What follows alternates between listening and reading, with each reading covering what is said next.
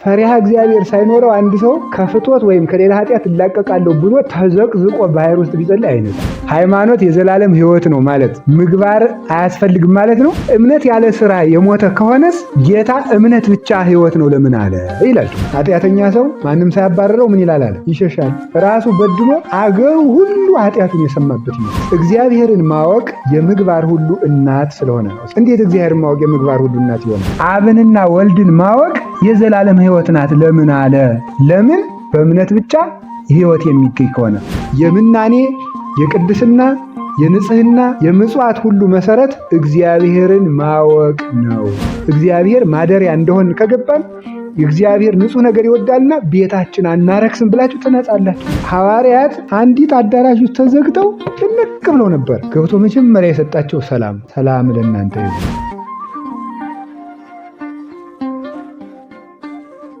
እንዴት ብርሃን ሆነ? እንዴትስ ዓለም ገንዘቡ ሆነ? ዓለምስ በሱ እንዴት ተፈጠረ? ሁሉ በሱ ሆነ ተብሎ ተጽፏልና ይላል ቅዱስ ዮሐንስ አፈወርቅ። በመጀመሪያው ምዕራፍ ሁሉ በሱ ተፈጠረ ብሎ ነው የለ። ዓለም በሱ ተፈጥሯል፣ ዓለም ግን አላወቀውም ተብሎ የለ። እሱ የዓለሙ ብርሃን ነበረ ተብሎ የለ። እሱ ብርሃን ነኝ ብሎ የለ። እሱ ሕይወት ነኝ ብሎ የለ። እሱ ትንሣኤ ነኝ ብሎ የለ። ስለዚህ እውነት ባይሆን እንዲህ ባላልነው ነገር። ስለዚህ እውነተኛ አምላክ ብቻህን እውነተኛ አምላክ አብ ብቻህን እውነተኛ አምላክ ተብሎ በተቀጸለባት ቅጽል እውነተኛ አምላክ ውስጥ ወልድም ተመስክኖበታል እና እውነተኛ አምላክ የተባለ አብም ወልድም መንፈስ ቅዱስም ነው።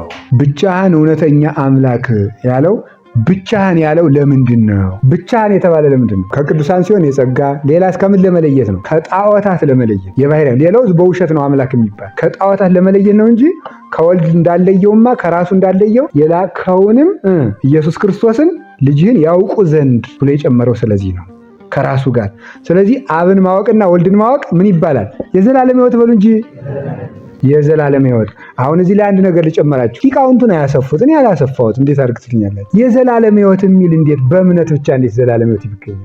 ቅዱስ ቄርሎስ በእስክንድርያ ደግሞ ይሄን ይተረጉምልናል። እንዴት በእምነት ብቻ ይላል? ሌላው ሐዋርያ ምን ይላል? አንተ ሰነፍ ከእምነት ከስራ የተለየች ሃይማኖት የሞተች እንደሆነች ልታውቅ ትወዳለህን? ይላል ያዕቆብ መልእክት ምዕራፍ 2 ቁጥር 22 ላይ ማመንማ አጋንንትስ ያምኑ የለ ይላል። አርያ እንደዚህ ያለ ታዲያ እንደዚህ ከሆነ አብንና ወልድን ማወቅ የዘላለም ሕይወት ናት ለምን አለ?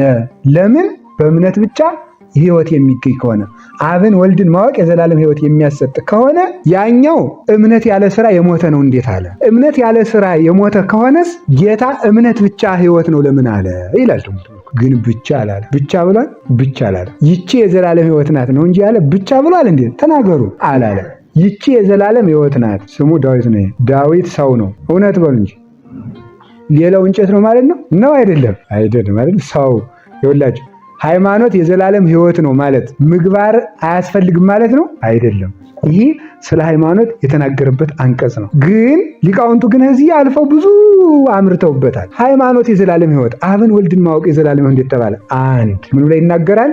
አብን ወልድን ማወቅ የምስጢራት ሁሉ እናት ስለሆነች ነው ይላል ቄርሎስ ዘእስክንድርያ አምደ ሃይማኖት። የምን ሁሉ እናት ናት? በሉ ንገሩኝ እንጂ የምስጢራት ሁሉ እናት። አብን ወልድን መንፈስ ቅዱስን ስላመንክ ትጠመቃለህ አትሉ? ምስጢረ ጥምቀት እነሱን ስታውቅ ምን ታደርጋለህ? ትጠመቃለህ። ስለተጠመቅ ምን ታደርጋለህ? ትቆርባለህ ማለት ትቆርባለህ። ቆርበህ ብትሰናከል ንስሐ ትገባለህ። ኋላ ምን ትላለህ? ክብር ይዘህ ትነሳለህ። ስለዚህ ሌሎቹን ምስጢራት በምስጢረ ሥላሴ አካቶ ተናገራቸው። ምስጢረ ሥላሴ የምስጢራት ሁሉ እናት ስለሆነች ነው ይላል። ሌሎቹ ከዚህ ስለሚገኙ ያመነ የተጠመቀ ምን ይላል? ይድናል። ስጋዬን የበላ ደሜን የጠጣ ይሄንም እኮ የተናገረው ራሱ ነው። በእኔ ያመነ የዘላለም ሕይወት። ስለዚህ አሁን ሶስቱንም አላቸው ማለት እምነትም ሕይወት ተባለ፣ ጥምቀትም ሕይወት ተባለ፣ ከዛስ ቁርባንም ሕይወት ተባለ። ሶስቱ ሕይወት ይገኝባቸዋል። እነዚህ ሁሉ ግን ሌሎቹ ምስጢራት በእምነት ስለሚጀመሩ ከዚያ ምን ያደርጋል? እኔ ሕያው ነኝና እናንተ ምን ትሆናላችሁ አለ። ሕያዋን ትሆናላችሁ። ዮሐንስ ወንጌል ምዕራፍ 6 ላይ ልክ ይሄ ሽቱ ቢሆን ሽቱን የነካ እጁ ምን ይሆናል? ሽቱ ይሆናል።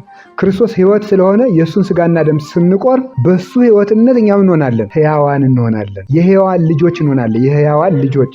ስለዚህ እመቤታችን ምን አላት? የሕያዋን ስሟ የታደሰላት በእመቤታችን ነው። ሕያዋን ማለት ምን ማለት ነው? የሕያዋን እናት ማለት ነው። አሁን ሔዋን በለስን በላችና የማን እናት ሆነች? የሙታን። እሷም ልጆቿም ሞቱ። ድንግል ማርያም ከሷ ጌታ ተወለደ። ከሷ ከተወለደው ጌታ ማየገቦ ተገኘ። በማየገቦ እየተጠመቁ ልጆቿ ሕይወት ስለሆኑ እሷ ምን አለች? ሕያዋን። የሕያዋን ሁሉ ምን ተባለች? እናት ተባለች ማለት ሕይወት በማየገቦ ስለተገኘ፣ ሕይወት በቁርባን ስለተገኘ፣ ሕይወት በጥምቀት በማመን ስለተገኘ እንዲህ አለ። ሌላስ? እግዚአብሔርን ማወቅ የምግባር ሁሉ እናት ስለሆነ ነው። እንዴት እግዚአብሔርን ማወቅ የምግባር ሁሉ እናት ይሆናል? የጥበብ መጀመሪያው ምንድን ነው? ስለዚህ የምናኔ የመጀመሪያው ማንን ነው? እግዚአብሔርን መፍራት ነው ማለት። እግዚአብሔርን የምንፈራው ምን ስናደርገው ነው? ስናውቀው በሉ። ስናውቀው ምን እንለዋለን? ስንፈራው ምን እናደርጋለን? አንድ ሊቅ የተናገሩ በጣም ነው የሚገርመኝ። ስንፈራው ምን እናደርገዋለን? ሕግ እንጠብቃለን። ሕግ ስትጠብቅ ንጹህ ትሆናለህ። የንጽህና መሰረቱ ፈሪሃ እግዚአብሔር። ፈሪሃ እግዚአብሔር ሳይኖረው አንድ ሰው ከፍቶት ወይም ከሌላ ኃጢአት እላቀቃለሁ ብሎ ተዘቅዝቆ ባህር ውስጥ ቢጸልይ አይነጻም። ፈሪሃ እግዚአብሔር ነው የሚቀድም። እግዚአብሔርን መፍራት። እግዚአብሔርን ከፈራን ግን ዮሴፍን ከዝሙት የጠበቀው ምን ይመስላችኋል? እስኪ ንገሩኝ። ምንድን ነው? ያቺ ሴት ንቅ አድርጋ ስትይዘው ምን ላይ መለሰላት? እንዴት በእግዚአብሔር ፊት ይህን ክፉ ነገር አድርጋለሁ ነው። እንዴት በእግዚአብሔር ፊት ነው ያለ። እግዚአብሔርን የፈራ ከባሏ ይልቅ የፈራው ማንን ነበር? እግዚአብሔር ነበር የፈራው። ባሏን አይደል ነበር የፈራው። መከራ ለምዷል። ቅዱሳን እግዚአብሔርን ይፈሩታል። ዮሴፍ የምን ምሳሌ ነው? የመናንያን። ያቺ ሴት የምን ምሳሌ ናት? የዓለም። ጥሎላት የሄደው ልብስ ለምንድን ነው? ምንድን ነው? ዓለምን ጥሎ የመውጣት ምሳሌ። ጥሎላት የሄደው እንቃርጋ የምትዝ ማናት? ናኔ ጋር የምትለው ማናት? ዓለም። ልብሱን ጥሎላት መሄድ ምንድን ነው? ጓዟን። ዮሴፍ ምንድን ነው? ንጽህና። ሰማዕታት በእውነት የዚች ዓለም ጣዕም ፍቅር ምን አረጉት? ናቁትና ሄዱ። ደግሞ ሲቸግር እንደ ሰማዕታት እሳቱን ስለቱን፣ እንደ ባይታውያን እንደ መነኮሳት ጸበ ገዳሙን፣ እንደ ባይታውያን ቶታት እኩያቱን አጣው ርኩሳቱን ተቋቁመን መጽደቅ አይቻለንምና እንደ ቸርነትህ ይቅር በለን እንላለን ማለት። ስለዚህ የንጽህና መጀመሪያው እግዚአብሔርን ማወቅ ነው። አንዲት ሴት ባል አላት። ባሏ አሻቦ ያለበት ወጥ አይወድም። የባሏን ጠባይ አወቀችው። ጨው ያለበት ወጥ እንደማይበላ። ባሏ እንዲወዳት ማታ ጨው ታበዛለች፣ ታሳንሳለች። ለምን? ጠባዩን ስለምታውቅ ነው። እግዚአብሔር ምን ይወዳል? ንጽህና። ንጹህ ነገር ስለሚወድ ምን እናቀርብለታለን? አያችሁ፣ ማወቅ ጠባዩን ላወቅነው ሰው ምን እናቀርብለታለን? ለውሻ ጎመን የሚሰጣል? ይሰጣላችሁ? አይሰጥም። ስጋ ነው የሚሰጥ የለም በእውነቱ ማለት። ማር ደግሞ ለበቅሎ የሚሰጣል? ይሰጣል። ሁሉም የሚወደው ታውቆ ነው የሚሰጠው አይደለም። ለወፍ ምን ይሰጣል? ጥሬ ይሰጣል። የሚወደውን ስላወቅን ማለት። እግዚአብሔር ምን ይወዳል? ስለዚህ እግዚአብሔርን ያወቀ ሰው ምን ይሆናል? እግዚአብሔር ንጹህ ነው። ንጹህ ስለሆነ ንጹህ ነገር ይወዳል ይልና ቤቱን ያነጻል። ቤትን እኮ ራሱ በአግባቡ መጥረግ አለበት። እንዲሁ መንዘላዘል አይገባም። ቤትን በደንብ ጠርጎ መያዝ ይገባል። አሁን አንዳንድ ሰው ጫማ ወዲያ ላይ እንትኑ በዚህ ተልከስክሶ ብቻዬን ነኝ ብሎ ዝም ብሎ እንትኑ በዚህ ጓዙ በዚህ በትራሱ መጥቶ ጫማውን በትራሱ የሚያደርግም እንኳን ይጣፋ ብሎ በቀን ዝልዝል ማለት ክርስቲያንነት አይደለም፣ ልቅም ማለት ነው የሚገባ። ምክንያቱም በቤታችን ውስጥ መላእክት አሉ፣ እግዚአብሔር አለ። እመቤታችን ትመጣለች፣ አይንቁም እነሱ ማለት ነው። ስለዚህ ቤታችን በየቀኑ መጥራት አለበት። ብዙ ላይኖረን ይችላል፣ ያለን ግን መታጠብ አለበት። መጥራት ምግብ መዚያ የተራረፈ አይታጠብ የሚያደርቅ አሜን ደግሞ ያነጋጠዋለሁ ብሎ ቢያድሩት ደስክ የሚባል ሰይጣን አለ፣ የምግብ ፍርፋሪ የሚወድ እዚህ ኋላ ተናርጎ በእንቅልፍ ሲያኖጋን ማደሩ ነው ማለት። ስለዚህ ምን ማድረግ አለበት? ምግቡ ታጥቦ ፍርፋሪውን ለቅሞ ነው የሚተኛ ማለት። ዝም ብሎ እዚያ መተኛት አይገባም። ሁሉ መጥራት ይፈልጋል። አቤል ምን አደረገ? እግዚአብሔር ንጹህ ነው፣ ምን ይወዳል አለ። ምን አቀረበለት? ንጹህ በግ። እግዚአብሔርን ማወቅ የንጽህና መሰረት ነው። ስለዚህ እግዚአብሔርን ስናውቀው ንጹህ ነው። እግዚአብሔርን ማወቅ። እግዚአብሔር በዚህ ቦታ አለ የለም? እግዚአብሔር ቤት ጎጆአችን አለ የለም? ስለዚህ እግዚአብሔርን ምልአቱን ስለምናውቅ ሰው ከሌለበት ቦታ አንበድልም፣ ካለበት ቦታ ከሌለበት ቦታ እንዳንበድልም እግዚአብሔር ምሉ ነው የሚለውን እናውቃለን። እዚህም እግዚአብሔር አለ። አየህ፣ እግዚአብሔር ማወቅ የንጽህና መሰረት። እግዚአብሔር ንጹህ ይወድ። እግዚአብሔር ምንድን ነው? ፈታሒ ፈራጅ ነው። ይፈርድብናል ብለን ከምን እንጠነቀቃለን? ከኃጢአት እንጠነቀቃለን። እግዚአብሔር ምንድን ነው? ቸር ነው። ቸር እንደሆነ አውቀን በንስሐ ለመንጻት ምን እንዳለን እንሄዳለን። እግዚአብሔርን ማወቅ የንጽህና መሰረት፣ የሰማዕትነት የምነና ሁሉ መሰረት። እንዲህ ይላል ቅዱስ ጳውሎስ ፊልጵስዩስ ምዕራፍ 3 ቁጥር 6 ላይ እንዲህ ይናገራል። ስለ ጌታችን ስለ መድኃኒታችን ስለ ኢየሱስ ክርስቶስ ብዬ ይሄንን ሁሉ ጥቅሜን ላጣው እፈልጋለሁ ካለ በኋላ የጌታችን የመድኃኒታችን የኢየሱስ ክርስቶስን የጌትነቱን ጽናት የሀብቱን ብዛት በማወቄ ሁሉን እንደ ሳር ቆጥሬአለሁ ይላል ቅዱስ ጳውሎስ። በማወቄ ሁሉን እንደምን ቆጥሬዋለሁ አለ? እንደ ሳር ቆጥሬው። አሁን የምናኔ መሰረት እግዚአብሔርን ማወቅን ማለት የክርስቶስን ባለጸግነት ስለማውቅ ገንዘብ እናቅኩት አለ ቅዱስ ጳውሎስ። ሁሉን እናቅኩት፣ ራሴንም ጣልኩ፣ ሁሉንም እንደ ጉድፍ እንደ ጥራጊ ቆጠርኩለት አለ። ሁሉን እንደ ጉድፍ እንደ ጥራጊ ቆጠርኩለት። ማንን ስለማውቁ አለ? የክርስቶስን የጌትነቱን ጽናት ስለሚያውቅ ፈሪ አይሆንም። የሀብቱን ብዛት ስለሚያውቅ በድህነቱ አይጨነቅም። ይርበኛል ብሎ አይሰጋም። የጌትነቱን ጽናት የሀብቱን ብዛት ምን ልትጠቀም? ክርስቶስን ጥቅም አድርጋለሁ ይላል። ምን አድርጋለሁ አለ? ክርስቶስን ጥቅም አድርጌ እተዋለሁ። የትንሣኤውን ኃይልም አውቅ ዘንድ የትንሣኤውን ኃይል እረዳ ዘንድ ዓለምን ሁሉ ጥለዋለሁ አለ። የትንሣኤውን ኃይል በማወቅህ አውቀህ ምን ታደርጋለህ አለ። ይህን ስለማውቅ እሱን በመከራ መስለዋለሁ፣ በሞቱም ልመስለው ፈልጋለሁ። ለምን? የትንሣኤውን ኃይል አውቃለሁና አለ። እንግዲህ ቅዱስ ጳውሎስ የትንሣኤውን ኃይል ስለማውቅ አብሬው እታመማለሁ። ታሞ አልቀረም፣ እኔም ታምሜ አልቀርም፣ አብሬው እሰቀላለሁ፣ አብሬው መከራ እቀበላለሁ፣ እሰድዳለሁ፣ አብሬው እነሳለሁ። በመከራ ከተካከልነው ከመሰልነው በክብር እንመስለዋለን ብሎ ይናገራል። ስለዚህ ምን አደረገ? የምናኔ የቅድስና የንጽህና የምጽዋት ሁሉ መሰረት እግዚአብሔርን ማወቅ ነው። ስለዚህ ይቺ የዘላለም ሕይወት ናት አንተንና ልጅህን ያውቁ ዘንድ ያለው በምን ምክንያት ነው ስትባሉ ብትጠየቁ፣ ይቺ የዘላለም ሕይወት ናት ያለ ሃይማኖት ብቻ የዘላለም ሕይወት ያሰጣል ብትባሉ አይደለም። አንድ ሃይማኖት የምስጢራት ሁሉ መጀመሪያ ስለሆነች፣ ሁለተኛ ሃይማኖት የምን እናት ስለሆነች? የምግባራት እናት ስለሆነች። እንደገና የምን ምሳሌ ለመዳን የሚያስፈልጉን ነው። አንድ ስራ፣ ሁለት ንጽህና፣ ሶስት ምስጢራትን መሳተፍ ነው። ስለዚህ ስለምናውቀው ከምስጢራት እንሳተፋለን። የእሱን ቸርነት ስለምናውቅ እንመንናለን። ቀጥሎ እናደርጋለን። እሱን ስለምናውቅ እንነጻለን። ቅዱስ ጳውሎስ ምንድን ነው የሚያደርገው? ምንድን ነው የሚለው? አካላችሁ የክርስቶስ አካል እንደሆነ አታውቁም ይላል። ተመልከቱ፣ እውቀት እንዴት እንደሚያነጻን ማለት ነው። እግዚአብሔርን ማወቅ እንዴት እንደሚያነጻ የክርስቶስ አካል እንደሆነ አታውቁም ይላል። ሁለተኛ ቆሮንቶስ ምዕራፍ 6 ላይ የክርስቶስን አካል ወስዳችሁ የዘማዊ አካል ማድረግ ትፈልጋላችሁ ወይ ብሎ ይናገራል። ቀጠለ። ምን ሳለ? አንደኛ ቆሮንቶስ ምዕራፍ 3 ቁጥር 16 ላይ እናንተ የመንፈስ ቅዱስ መቅደስ እንደሆናችሁ አታውቁምን? እንግዲህ ማንም የእግዚአብሔርን መቅደስ ቢያፈርስ እሱን ደግሞ እግዚአብሔር ያፈርሰዋል ይላል። የእግዚአብሔር ማደሪያ እንደሆናችሁ አታውቁምን? እንግዲህ ያውሳ እግዚአብሔር ማደሪያ እንደሆን ከገባን የእግዚአብሔር ንጹህ ነገር ይወዳልና ቤታችን አናረክስም ብላችሁ ትነጻላችሁ ማለቱ ነው። ስለዚህ ንጽህና ምጽዋትም ምናኔም ምስጢራትን መሳተፍም ከዚህ ስለሚመነጭ አንተን ያውቁ ዘንድ ይቺ የዘላለም ሕይወት ናት። አባቴ ሆይ ዓለም ሳይፈጠር ከአንተ ጋር በነበረኝ ክብር ክብሬን ግለጠው አለ። የክርስቶስ ክብሩ ዓለም ሳይፈጠር የነበረ ነው እንጂ ዛሬ የተሰጠው ክብር ስለሌለው ነው። እኔ የሰጠኝን ስራ ፈጽሜ አደርገዋለሁ፣ አከበርኩህ አለ። እፈጽመው ሰራው አከናውነው ዘንድ የሰጠኝ ስራ ፈጽሜ አከበርኩ ይላል። ክርስቶስ ገና የሚሰራው ስራ እያለ ጨረስኩ ለምን አለ ይላል ቅዱስ ዮሐንስ። ለምንድን ነው ያለ? ዓርብ አይደል ገና ዋናው ስራ ሊሰቀል እኮ ነው። ገና መች ተነሳና እንዴት ሐሙስ ጨረስኩ ይላል። የመልካም ነገር መሰረቶችን ሁሉ ጥሎ ስለጨረሰ ነው ይላል። ጥምቀትን መቼ መስርቷታል? ሐሙስ ማታ ሐዋርያትን እግራቸውን ሲያጥባቸው የሐሙሱን ውሃ ወደ ዓርብ ማየገቦ ለውጦ ሲያጠምቃቸው። ቁርባን መቼ ሰጥቷቸዋል? ሐሙስ። ምን አለ ሊቁ ሲናገር? ትሕትናን ዘር አድርጎ ምግባር ኋላ እንደሚመጣ አውቆ እዚህ ላይ ጨረስኩ አለ። እንግዲህ ትሕትና ካላቸው ትሕትና ዘር ነው፣ ምግባሩን ያፈሩታል። እንግዲህ እኔ ዘርቻለሁ እነሱ ያፈራሉ ብሎ የዚህለት ዘርቶ ስለጨረሰ ጨርሻለሁ ያለ በዚህ ነው። ሃይማኖትን አስተማረ። እንደገና ደግሞ አላ እንደዚህ ከሆነ ክርስቶስ ይፈጽመው ዘንድ የሰጠው ስራ ምንድን ነው ከተባሉ ሃይማኖትን መግለጥ። ገልጧል? አልገለጠም? አባቱ መሰከረለት፣ መንፈስ ቅዱስ ሲጠመቅ መሰከረለት፣ ራሱ አስተማረ፣ ገልጦ ጨረሰ። ጥምቀት ሰጠ፣ ቁርባን ሰጠ፣ ሕግ ሰጠ፣ ትሕትና ሰጠ። ምን ጨረሰ? እንግዲህ ጨረስኩ አለ። ግሩም። ኋላ ታዲያ ቅዱስ ያሬድ ለምን ዛሬ አስቦ አመጣው ነው? አሁን ክርስቶስ ለምንድን ነው ጨረስኩ ያለ ከተባለ ክርስቶስ እንዲሰራው በዚህ ዓለም የመጣበት ዋናው ምክንያት ሃይማኖትን መስጠት፣ በጎ ስራን ማሳየት፣ ትሕትናን መመስረት፣ ሕግን ፍጹም ማድረግ፣ ድህነትን መስጠት፣ አምልኮቱን መግለጥ፣ ልጅነትን ማደል፣ ምስጢራትን መፈጸም። ይሄ ነው ክርስቶስ የመጣበት። ቤተክርስቲያንን መመስረት ነው። ይህን ፈጽሟል። ትንሣኤ ተነሳ።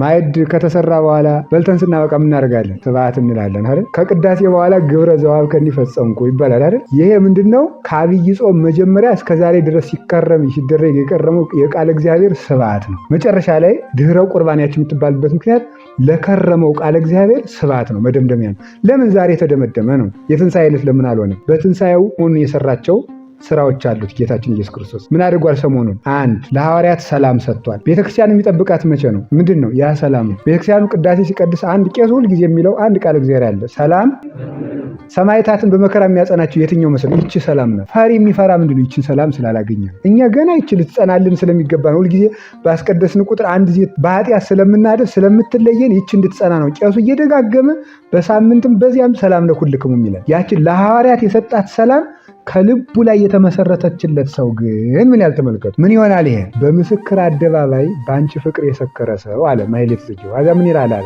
ድንጋይ ሲያወርዱበት ምን ይለዋል አለ? ሳር ያረፈበት ይመስለዋል። ከእሳት ውስጥ ሲከቱት ውሃ ውስጥ ያለ ይመስለዋል። ለምን? በፍቅርሽ ወይን ሰክሯልና ይላል። ስለዚህ ተመልከቱ፣ ፍቅር እንዲህ ያደርጋል። ፍጹም ፍቅር ፍርሃትን አውጥቶ ስለሚጥል ያቺ ሰላም ከልብ መመስረት አለባት። ስለዚህ ክርስቶስ ሐዋርያት አንዲት አዳራሽ ውስጥ ተዘግተው ጭንቅ ብለው ነበር። ገብቶ መጀመሪያ የሰጣቸው ሰላም ለእናንተ ይሁን። አሁን ዛሬ ቀረ፣ ዛሬ እናቴ ቀረ። ድሮ ገና አደራችሁ አልነበረም የሚባለው እንዴት ነበር? ሰላም ለእናንተ ይሁን።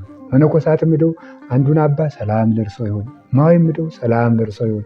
ምዕመናን እንደዚያ ነበር የሚባለው። ይህ በጣም ትልቅ በረከት ስለነበረ ማለት ለአንተም ሰላም ይሁን ይባላል። ለምን ሲጽፉ ሐዋርያ ሲጽፉ መጀመሪያ ምንድን ነው? ሰላም ለክሙ ብናሰነበታችሁ ሰላም አላችሁ ወይ?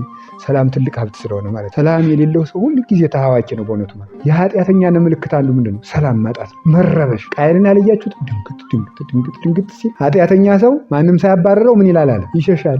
ራሱ በድሎ አገሩ ሁሉ ኃጢአቱን የሰማበት ይመስላል። ከዚህ በኋላ ስደተኛ ይሆናል። በገዛ ራሱ መከራውን ያያል። ቀድሞ ይቆጣል።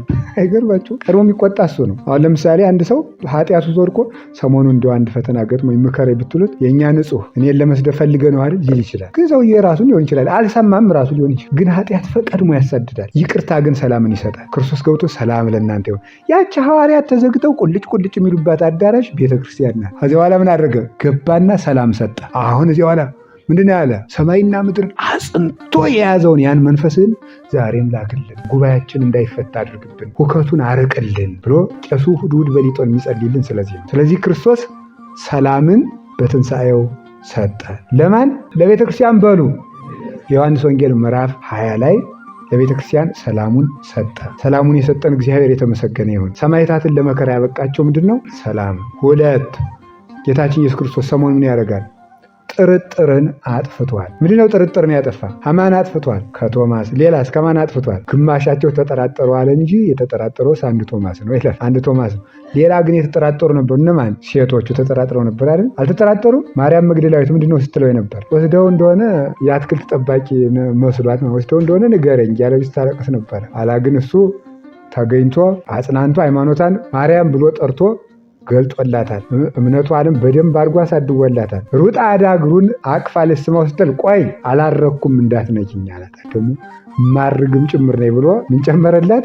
እርገቱን ጭምር ሰበካት ማለት አርጋለሁ ሁሉ ብሎ ትንሣኤውን ስትጠራጠር እሱ ምን ጨመረላት? እርገት። እጅና አርጋለሁ ብለሽ ተናገሪ አላትና እርገቱን የእርገቱ ሰባኪ የመጀመሪያው አስተዋላት። እርገቱን ዕዳ ተናገረች። ደግሞ ብርሃን ለብሶ ስታየው ምጽአት መስሏት ስለነበረ ቆይ አላረኩም አትንኪ፣ እንኳን ልመጣ ገና አልሄድኩም አትንኪኝ ያላት። አላረኩም ገና ያላት ለምንድን ነው? አላርግ አልመጣም፣ ዓለም አያልፍም፣ ላርግ ነው ገና፣ ቆይ ምጽአት አይደለም ተረጋጊ ብሎ ያንን ጥርጥሯን ሊያጠፋላት ነው። በዚያውም ሴቶች ቅዳሴ ስለማይቀድሱ ነው አትንኩኝ። ሴት ብቻ ሳይሆን ዲያቆንና ቄስ ልብሰ ተክህኖ ከለበሰ በኋላ ምዕመናን መንካት አይችሉም። እጁንም ሆነ ምኑን ማለት መንካት አይቻልም። እንኳን ሌላ ዛሬ ቀረ እንጂ ንዋያተ ቅድሳት ቤተክርስቲያን ከገቡ በኋላ ምዕመናን አይነኩ። ወንድም ሆነ ሴት ካህናት ብቻ ናት። መጽሐፍም ሊሆን ይችላል። ከቤተክርስቲያን የገባውን መጽሐፍ አውጥቶ ምዕመን መጠቀም አይችልም። እዚያው የሚነኩት ለዚህ አገልግሎት የተለዩ ሰዎች ብቻ ናቸው። ምክንያቱም በሜሮን ይቀባል። ሜሮን አላቸው። ሜሮን ደግሞ መንፈስ ቅዱስ ለሚያድርበት ብቻ የሚሰጥ ነው። ልክ እንደ ተክሊል እንደ ክህነት። አሁን ክህነት ሲመጡ ሜሮን ይቀባሉ ካህናት። ቅስና ሲያመጡ ተክሊል ሲፈጸም ሜሮን አለ። ሲጠመቅ እንደዚህ ንዋያተ ቅድሳት መጽሐፍ ሊሆን ይችላል፣ ጥላ ሊሆን ይችላል። ከገቡ አላደርስ እያለ ነው እንጂ በሜሮን ይቀባሉ። ቤተክርስቲያን ውስጥ ያችን ምዕመናን ሁሉ ወስደው እዛው አያደርጉባት ማለት። ይህንን ያመጣው ምንድን ነው? አትንኪኝ አላት። ከዚያ የተነሳ ነው። ይሄንን መንካት አይገባም። ኋላ ግን ይሄን ካስተማረ በኋላ ግን እኮ ነክተዋለች። እንደገና ደግሞ መንገድ በሌላ ሰዓት ንቅ አድርገው ዘው ሙሎች ሴቶች ሰግደው እግሩን ስመውታል ይላል ማቴዎስ 28 ላይ ስታይ። ካስተማረ በኋላ እሺ ብሏቸዋል። ሌላው ግን ከትንሣኤ በኋላ እንኳን የሱ ስጋ የኛም እንደማይዳሰስ ለማስተማር እንኳን የሱ የኛም አይዳሰስም ያለ ማስተማር ይሄንን አስተማር። ጥርጥርን አጠፋ።